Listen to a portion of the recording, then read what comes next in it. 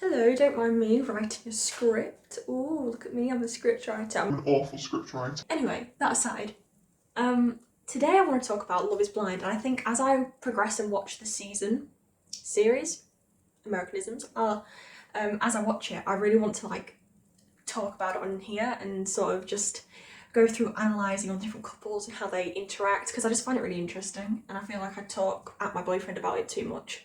I don't know how invested he is in it, although I did suck him in last time. So is Love blind? I'll give you a quick answer of what I think so far at the end, but firstly let's go through all the couples that we have by the end of episode 3. So I've watched 1, 2, 3, and then I'll be watching maybe the next 3. Will I do it in order like that? Nice intervals? I don't know. But I want to talk about them and the weird love triangles and the characters, the actual people, and what I think to them. So the first 2 I want to talk about is Shake and Deepti. I know Shake's like a shortened version of his name, but he wants to be called Shake, like milkshake, so I don't mind. Why did I say that? Ew.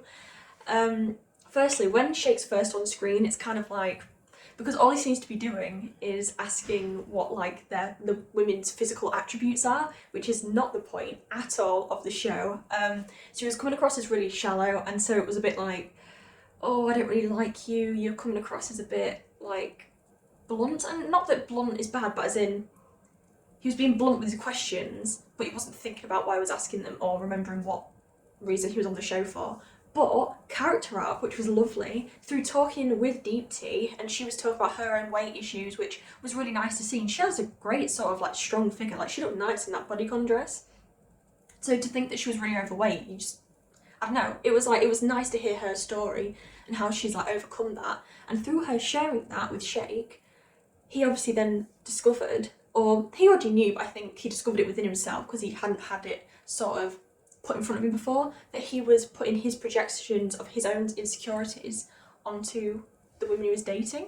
So he obviously admitted to being overweight when he was younger and very self-conscious and everything, which is why when he dates now, he wants a woman that's in shape and he's very particular. And it was so nice seeing like his character arc and how he came to realise that literally within the first couple of episodes. So it was, I don't know, I thought it was really nice. And now I've grown to like him because it was a genuine moment. You could tell he wasn't acting up. You could tell that when the camera was on him, he just had that look in his... He looked as though he was looking in himself. I know it sounds really weird, but he was just kind of sat there and he was really thinking about things as he said them. He wasn't just kind of like saying them because he knew that was the right thing to say to impress her. So, I don't know, that was a nice little bit of growth from Shake.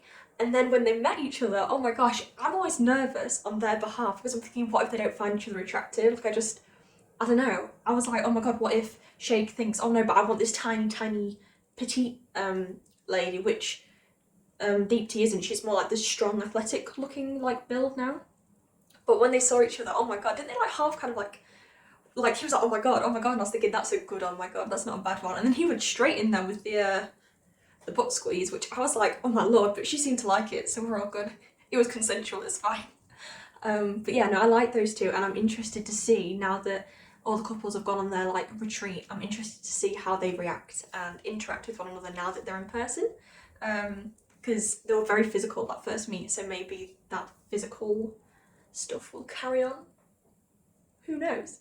Oh, okay, yeah, a couple I've kind of already forgotten about because they were kind of more addressed in in episode 1. So I've kind of forgotten them now that it's episode 3, which is Nick and Danielle. I think, so Danielle, obviously, and she's been open about it, this isn't me just like judging her, she said on the show, she's very insecure and she's had issues with like trust and how she sees herself. And then obviously Nick says that he's like an empath as well. So it's quite interesting that, so she's someone that requires a lot of emotional needs, I feel like. Well, she literally admits that.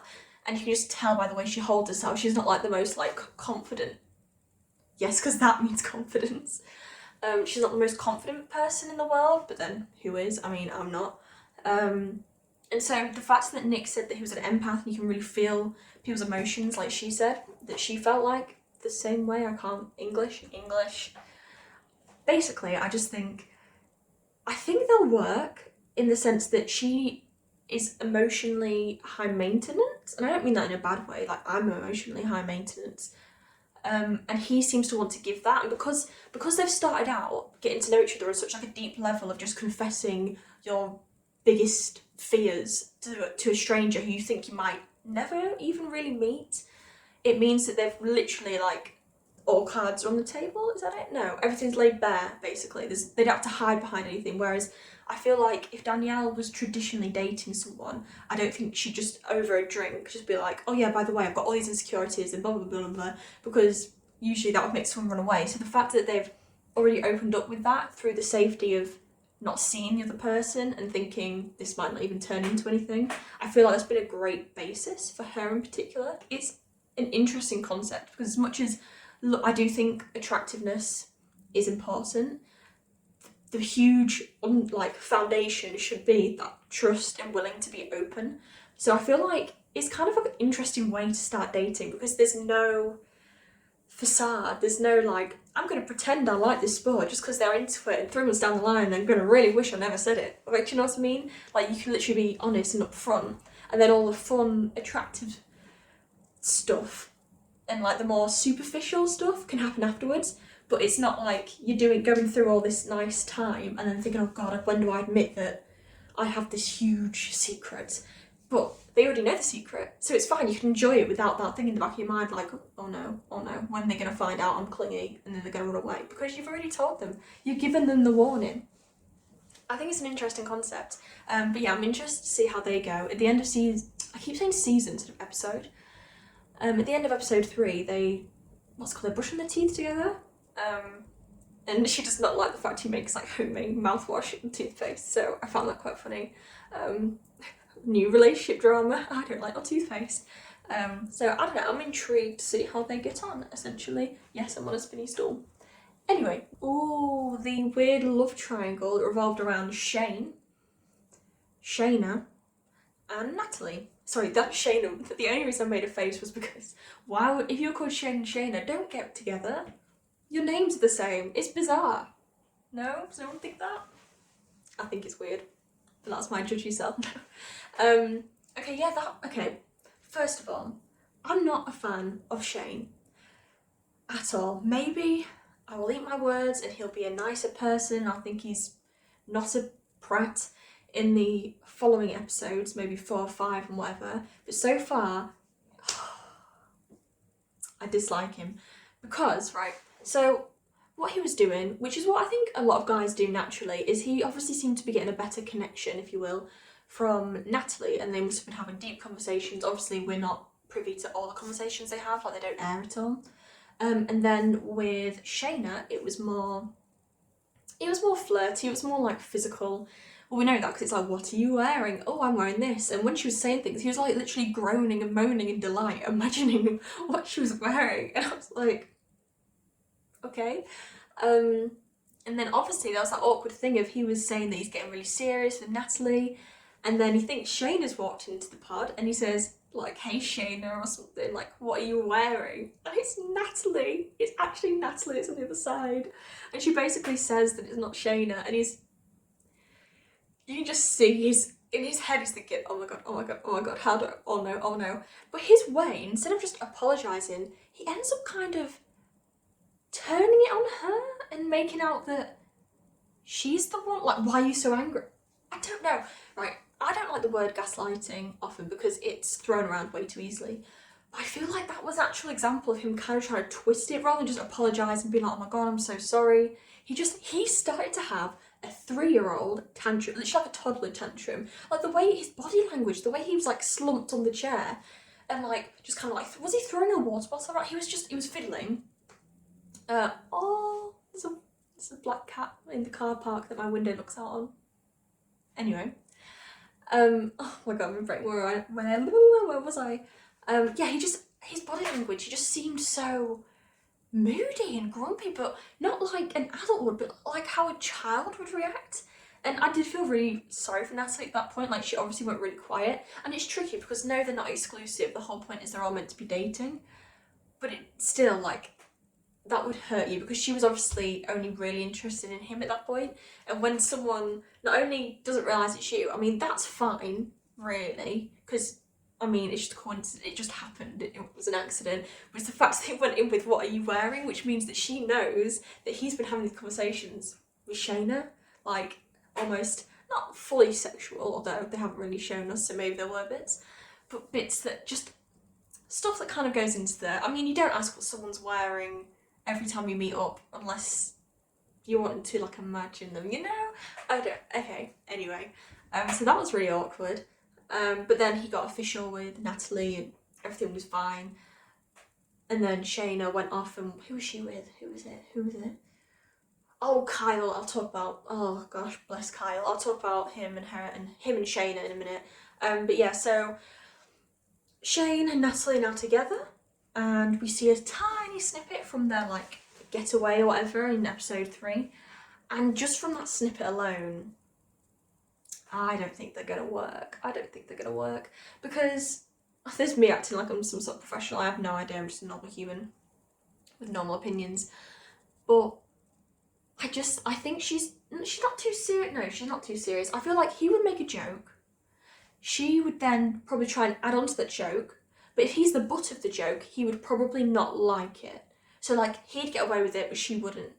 I feel like he could poke her, but if she pokes back, it's like, ugh. Like I feel like that would be the reaction. He wouldn't be like, haha, yes, you poked me back because I poked you. I don't know why I'm using poking. Does anyone remember Facebook poking? Like, hi, so and so's poked you. Was it poking? I know there was a wave. I swear there was a poke as well. It was like the poke meant to be more intimate than the wave. Anyway, moving on. Yeah, I don't think they'll work, but we shall see. I feel like him and Shayna may have got on more because they were on the same sort of level in that sense. I don't think they necessarily would be good, but I feel like they'd work better just because they're both slightly more superficial. Maybe, I don't know. This is me just assuming things. I might eat my words in a couple of episodes. So that's that. Anyway, moving on to obviously Shayna getting essentially rejected by Shane, being like, oh no, I'm going to be Natalie now. She gets close with Kyle, bless him. Smiley Kyle's got such a lovely smiley face. Yeah, Kyle ends up proposing to Shayna with his I think it's his grandmother's ring. So he's like the only person who like brought a ring that was really sentimental. So this is what makes it so much more crushing. But when he proposes to her, you can just tell she wishes he hadn't. Like, obviously you can be in shock and be silent, as many people do, but that kind of silence she was, oh my god, what do I say? Because I'm not sure what to say. I'm not sure what to say. It's a, oh shoot, do I go through with it? Do I reject him now?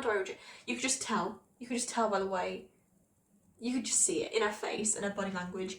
And then to cut that short, at the end of episode 3, she literally leaves. Does she come back? I don't know. I've tried to stay off the internet.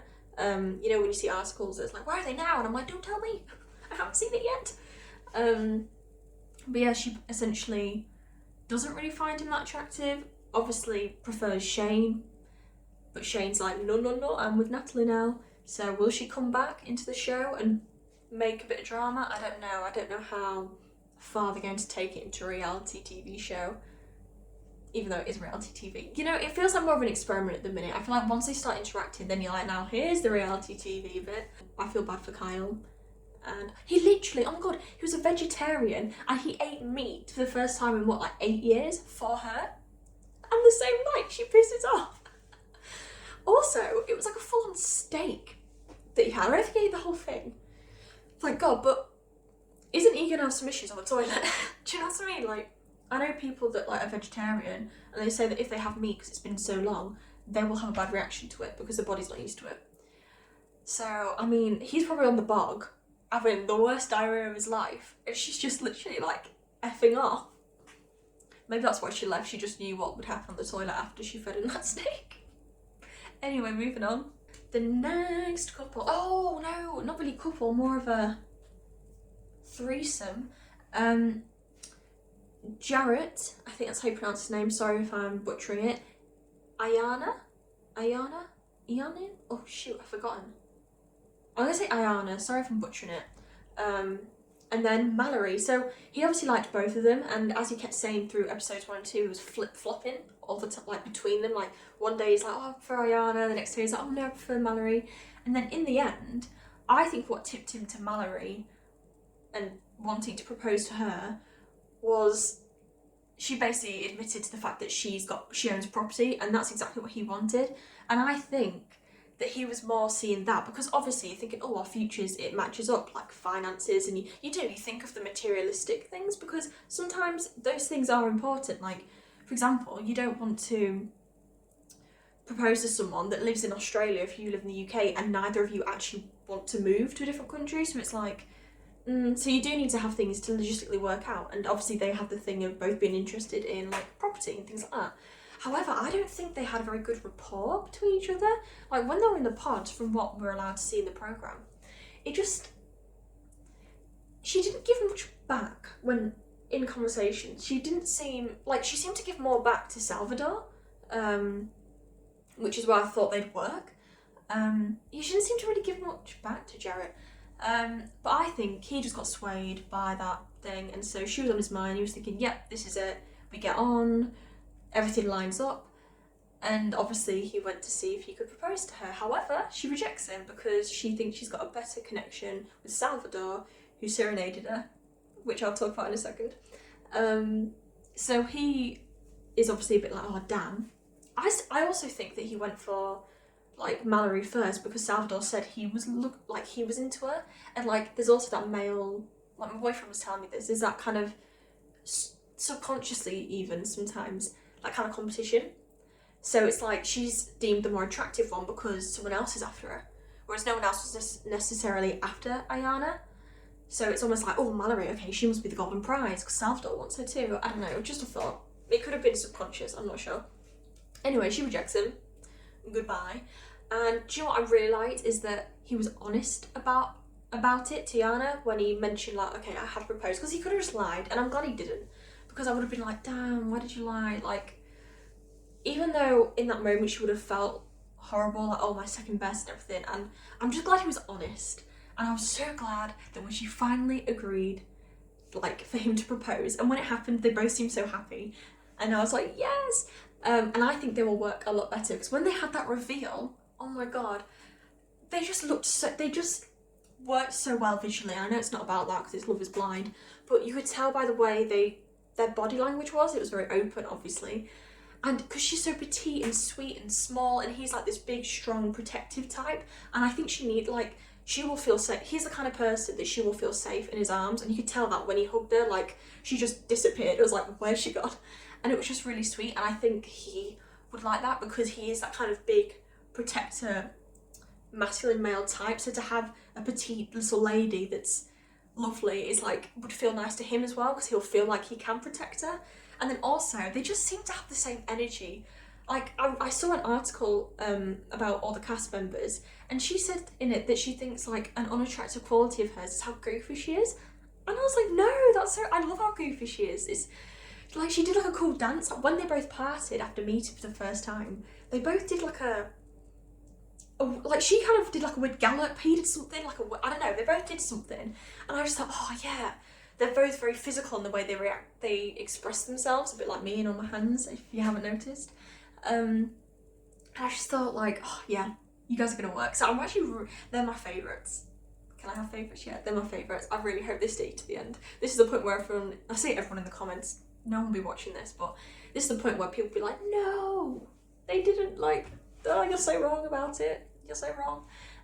But I'm really looking forward to seeing how they react, because I think they're both equally as like playful, and I don't know, I'm looking forward to seeing how that pans out. And then if we go on to, okay, Mallory now is with Salvador, and I mean, maybe the serenading won her over. Wouldn't win me over. I'd feel so awkward if someone just sang at me or sang to me, because I mean, don't get me wrong, I'm a hopeless romantic. If someone like wrote a song about me and things like that, and I could listen to that would be lovely. I'd be like, oh my god, I feel like I'm in like a dream. But actually having someone perform to you, if it was a joke, like if my boyfriend did it and it's a bit of a laugh, I could laugh too, and I could kind of be cringing at myself and at both of us, but it'd be fine. It's if someone takes it really seriously, then, I mean, luckily they were in separate pods, but if it wasn't, I'd like, do we hold eye contact? Do I look away? It's just such a weird thing, you know? Like, if let's say there was a song about me, I'm just putting myself in every Wattpad fan fiction ever made. If it was performed at some sort of concert and I was just one of the people, I could be like, oh, secretly about me, and it'd be fine because the person's performing to everyone. But if they're just performing to you, what do you do? Do you dance? Do you just keep eye contact? Like, it's just weird. I'm not a fan. But either way, it was a sweet gesture, and I think it may have won her over. And she seems all happy until the big reveal. She sees him, and instantly she was very offish, and I was like, no, no, no, no. I did think maybe it'd be nerves, because obviously it's nerve-wracking, but then afterwards she's like, yeah, I didn't find him attractive, and I'm like, oh, damn it. But I think it's lovely. He's got a nice smile. I think he's got a good, like, physique, that's the word. So, I don't know, maybe it's just, I don't know. I hope that they grow together a bit more, but she seems a bit standoffish at the minute, and I don't want her to let his physical appearance make her back off, because she's obviously been very open up till now, and I don't want to suddenly be like, I don't want to see her just undo all the work that's been done, you know? She was obviously attracted to his personality, so the looks can grow. I understand sometimes if someone, like, you're like, no, I just can't fancy them whatsoever, but it can grow. So I want her to let herself let it grow, because she's already attracted to a big chunk of it, which is him. It's just now, suddenly it's like, okay, so this is your exterior. And I feel like that's something that can grow. It's like, you know how there will be that, I don't know, guy, or for me it was like a kid in the class, that you didn't think was necessarily attractive. Sorry, what's my hair doing? Ooh. That you didn't think was particularly attractive, but because they were funny, they became so much more attractive. So like personality traits like humour and everything makes such a huge difference, and also seeing how someone reacts and interacts with people in the real world. So you could not have a huge opinion either way on someone, but then let's say you see them being amazing with kids or interacting really well with strangers, suddenly you're like, oh wow, and it lets you see that person and you can like fall in love more. I don't know if it just sounds really cliche and cringy, but I think it is true. And just like how these people confess to love each other. I'm saying these people, I'm looking at my notepad, not that they're like all there. But yeah, they've confessed to like loving each other and things like that. But that could easily change when you see how they are in the real world. So let's say you're at a restaurant and someone's rude to a waiter, immediately you're going to be like, oh my god. So because of course in the pods, everyone's going to be their most, not in the best behaviour, because obviously you're being open, but you're not just going to go, yeah, I'm a dick. Do you know what I mean? And obviously you're going to be a lot nicer in one-to-one. It's like that guy that's really nice to, let's say, his girlfriend one-to-one, but then when he's with, what's it called? The guys, is a bit of a, like, a douche or a douche. That's also American. Yeah, so I'm looking forward to seeing how they all are now that they're out of the pods. And is love blind? Kind of. A little bit. Partially. Love is partially sighted, that's what I'll say. Part of it's to do with the looks, but also a lot of it's to do with them and how they interact with the world. Ooh, that's what I think so far. But if you have actually listened and watched me ramble, and don't give any spoilers if you do want to comment, but please comment down below and I'll have a conversation with you as to what you think. But please don't give me any spoilers yet, because I'm still on episode 3. I've not watched episode 4 yet, and if anyone's interested, or if I just fancy doing it, I'm just gonna keep doing these videos, and yeah, I'm just gonna keep doing these videos just so I can talk about it. But that's all from me. I've got a really dry mouth now. I might try have a drink. Does anyone like my glass? It's from Asda. It says make your soul happy.